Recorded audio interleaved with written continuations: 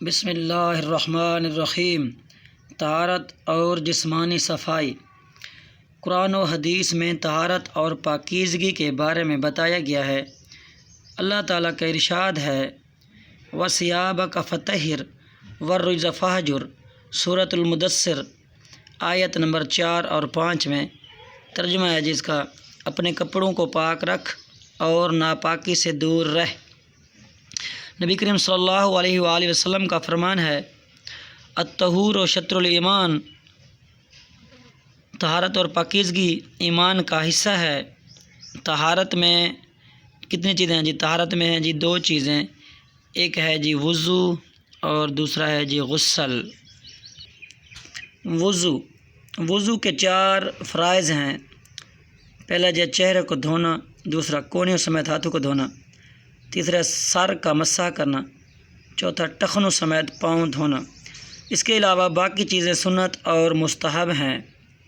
وضو کا طریقہ اور وضو کا مسنون طریقہ: نمبر 1، اچھی طرح ہاتھوں کو دھونا، 3 بار کلی کرنا، 3 بار ناک میں پانی ڈالنا، چہرے کو پیشانی کے بالوں سے ٹھوڑی کے نیچے تک اور ایک کان کی لو سے دوسرے کان کی لو تک اچھی طرح دھونا، کونیوں سمیت بازو دھونا، سر کا مسح کرنا، ٹخنوں سمیت دونوں پاؤں کو دھونا۔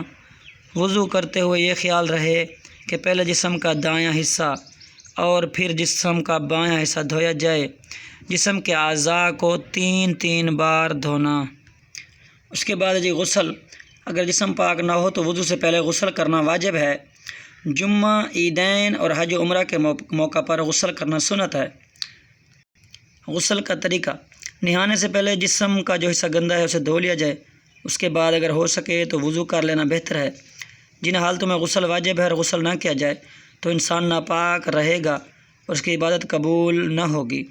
غسل کا طریقہ: 3 بار اس طرح کلی کرنا کہ پانی حلق تک پہنچے، پھر ناک میں 3 بار پانی ڈالنا، جہاں تک ممکن ہو پانی کو آگے لے جائے۔ آخر میں پورے جسم پر 3 بار پانی بہایا جائے اور جسم کو اچھی طرح مل کر صاف کر لیا جائے۔ مرد اور عورت کے لیے ضروری ہے کہ اس طرح نہائے کہ جسم کا کوئی حصہ یا کوئی بال خشک نہ رہے۔